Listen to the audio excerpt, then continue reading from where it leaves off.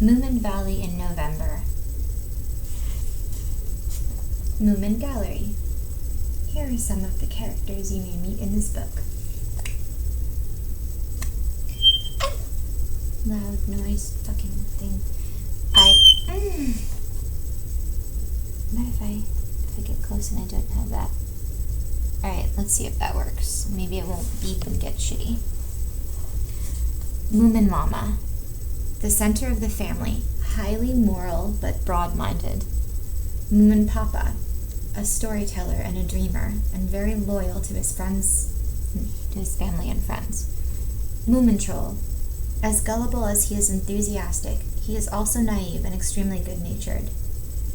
The Snork Maiden. Moomin Troll's lady friend and very occupied with romantic fantasies. Okay, other characters are, of course, Snufkin, Sniff, the Groke, it says, the terror of everyone, the unmentionable horror. Look at the fucking Groke. Look at that shit. Scary. Right. Thingamy and Bob, the Hemulin, Two-Ticky, and Little Mine. Oh, that's a pretty picture. Map of Moominvalley. You said you had some books, right? When you were young. I wonder which ones you had. Alright. Let me read the back of the book first so you understand the premise before we go on, I guess. In Moominvalley in November, Snufkin, Fillyjonk, the Hemulin, Grandpa Grumble, and Little Toft I don't know those guys, have all come to the Moomin's house for a visit during a gloomy November. But where are the Moomins? Chapter 1. Early one morning in Moominville. Begin again. Early one morning in Moominvalley, Snufkin woke up in his tent with the feeling that autumn had come and that it was time to break camp. Breaking camp in this way comes with a hop, skip, and a jump. All of a sudden, everything is different, and if you're going to move on, you're careful to make use of every single minute. You pull up your tent pegs and douse the fire quickly before anyone can stop you or start asking questions, and start running, pulling up your sack as you go, and finally you're on your way and suddenly quite calm. Like a solitary tree. Someone's texting me. Like a solitary tree with every single leaf completely still. Your camping site is an empty rectangle. Picture. Of bleached grass. Later in the morning, your friends wake up and say, "He's gone away. Autumn's coming." Snufkin padded along calmly. The forest closed around him, and it began to rain. The rain fell on his green hat and on his raincoat, and was also green. It pittered and pattered everywhere, and the forest wrapped him in a gentle and exquisite loneliness. There were many valleys along the coast. The mountains rolled down to the sea in long, stately curves, to promontories and bays which cut deep into the wild country. In one of these valleys, a Fillyjonk lived all by herself. Snufkin had met many Fillyjonks in his time, and knew they had to do things in their own way and according to their own silly rules. But it was never so quiet as when he went past the house of a Fillyjonk. The fence had straight and pointed posts, and the gate was locked. The garden was quite empty. The clothesline had been taken in, and the woodpile had gone. There was no hammock and no garden furniture. There was none of the charming disorder that generally surrounds a house in summer. No rake, no bucket, no left-behind hat, no saucer for the cat's milk, none of the other homey things that lie around waiting for the next day and make the house look welcoming and lived in.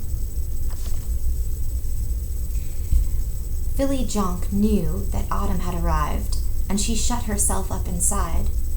Her house looked completely closed and deserted, but there she was, deep, deep inside the high, impenetrable walls and the dense fir trees that hid her windows. The quiet transition from autumn to winter is not a bad time at all. It's a time for protecting and securing things, and for making sure you've got in as many supplies as you can. It's nice to gather together everything you possess as close to you as possible. To store up your warmth and your thoughts and bury yourself into a deep hole inside, a core of safety where you can defend what is important and precious and your very own. Then the cold and the storms and the darkness can do their worst. They can grope their way up the walls looking for a way in, but they won't find one. Everything is shut, and you sit inside, laughing in your warmth and your solitude, for you have had foresight. Wow, this is There are those who stay at home and those who go away, and it has always been so. Everyone can choose for himself, and he must choose while there is still time and never change his mind. Philly Jonk started to beat carpets at the back of her house. She put all she'd got into it and measured frenzy, and everybody could hear that she loved beating carpets. Snufkin walked on, lit his pipe, and thought, "They're waking up in Moominvalley. Moomin Papa is winding up the clock and tapping the barometer. Moomin Mama is lighting the stove. Moomin Troll goes out to the veranda and sees that my camping site is deserted. He looks in the mailbox down at the bridge, and it's empty too. I forgot my goodbye letter. I didn't have time, but all the letters I write are the same. I'll be back in April. Keep well. I'm going away, but I'll be back in the spring. Look after yourself." He knows anyway. And Snufkin forgot all about Moomin Troll as easily as that. At dusk, he came to the long bay that lies in perpetual shadow between the mountains. Deep in the bay, some early lights were shining, where a group of houses huddled together. No one was out in the rain.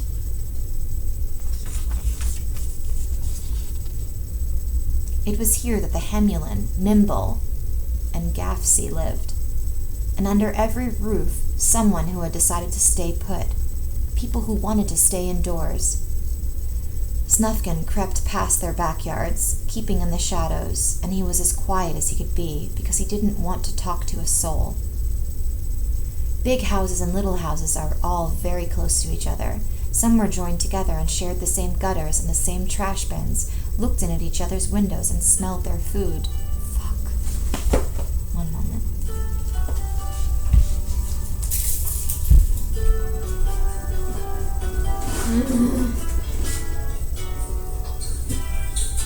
Jesus Christ.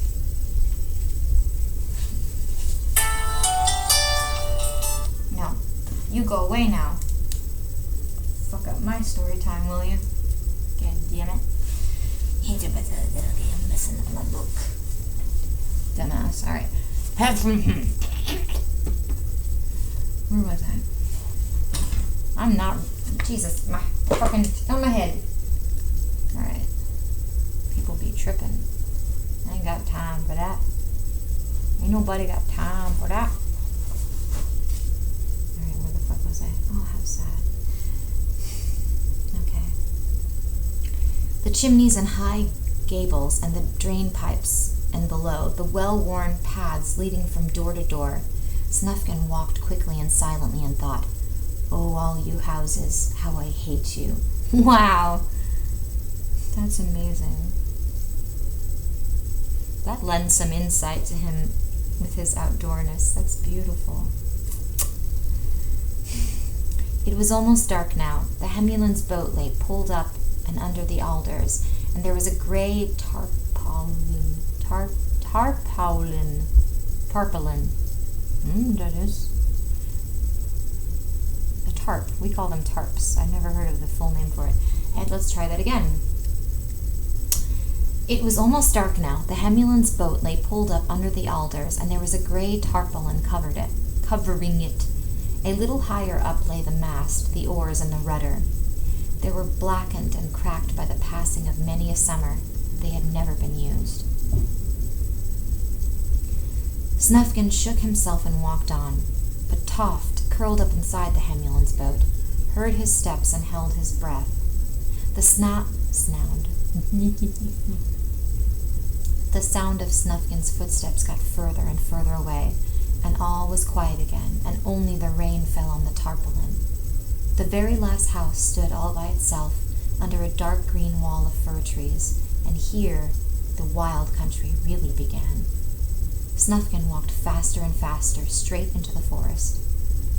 Then the door of the last house cracked open, a crack, and a very old voice cried, "Where are you off to?" "I don't know," Snufkin replied. The door shut again, and Snufkin entered his forest with 100 miles of silence ahead of him. Ooh. Chapter 2. I'll read a little more. Time passed and the rain went on falling. There had never been an autumn when it rained so much. The valleys along the coast sank under the weight of all the water that was streaming down the hillsides, and the ground rotted away instead of just withering. Suddenly, summer seemed so far away that it might just as well have never been, and the distances between the houses seemed greater and greater. Only one greater. Seemed greater, and everyone crept inside. Deep in the prow of the Hemulin's boat lived Toft. No one knew that he lived there. Only once a year in the spring was the tarpaulin lifted off, and someone gave the boat a... Oh my God, why is it hard for me? Right. Only once a year in the spring was the tarpaulin lifted off, and someone gave the boat a coating of tar and tightened the worst cracks. Then the tarpaulin was pulled over again, and under it, the boat just went on waiting. The Hemulin never had time to take it out to sea, and anyway, he didn't know how to sail. Toft liked the smell of tar, and he was very particular about living in a place which had a nice smell. He liked the coil of rope that held him in its firm grasp and the unceasing sound of the rain. His big overcoat was warm and a very good thing to have on during the long autumn nights. In the evening, when everyone had gone home and the bay was silent, Toft would tell himself a story of his own. It was all about the happy family. Capital H, capital F. He told it until he went to sleep, and the following evening he would go on from where he had left off to start it all over again from the beginning. Toft generally began by describing the happy Moomin family. Why did I say Moomin family? Probably because they're factor in somewhere. Moominvalley. La la la. He talked about the Moominvalley, okay? He went slowly down the slopes where the dark pines and the pale birch trees grew. It became warmer. He tried to describe to himself what it felt like when the valley opened out into a wild green garden lit by sunshine, with green leaves waving in the summer breeze, the green grass all around him, with patches of sunlight in it, and the sound of bees, and everything smelling so nice. And he walked on slowly until he heard the sound of a river.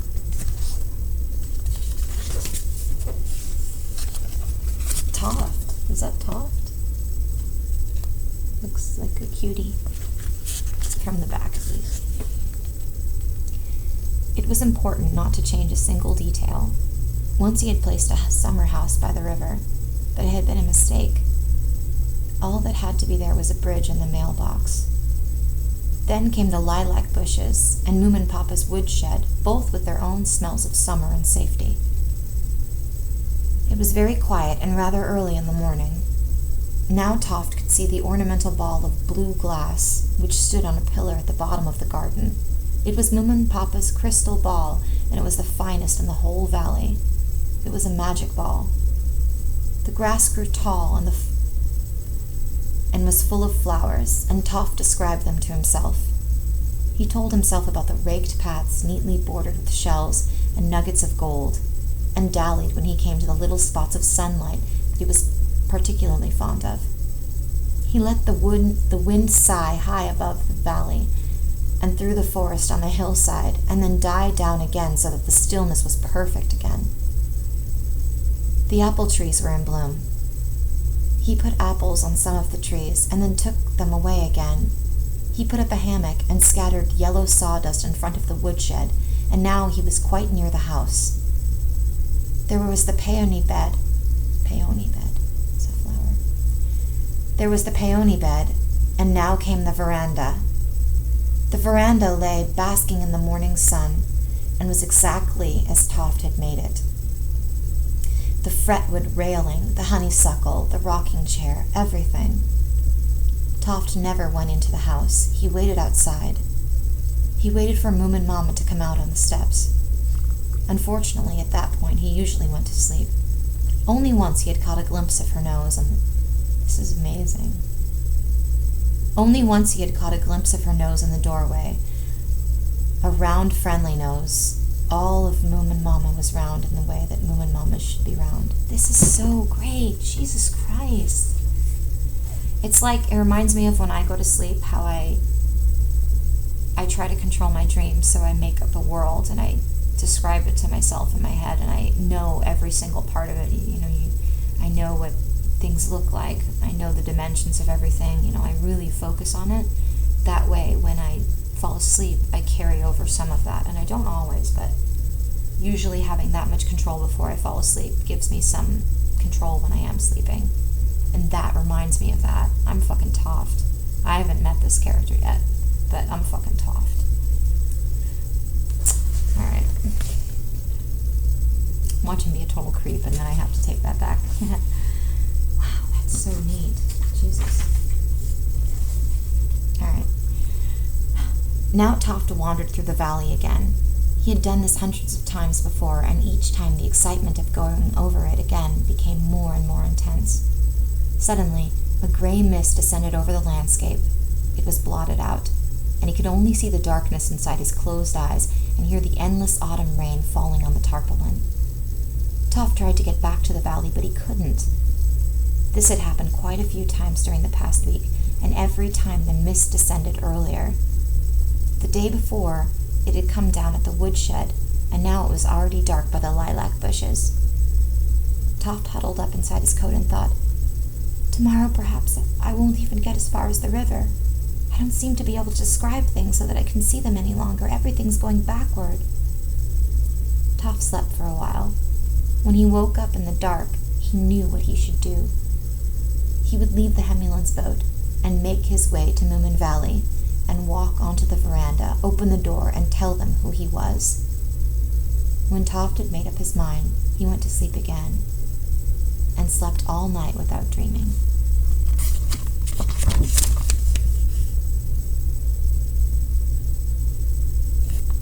That's me.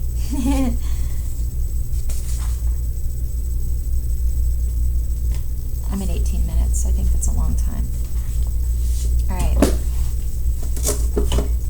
The first book is common in Moominvalley, and though I ordered it, I haven't received it in the mail yet, but I did get a few of them today, so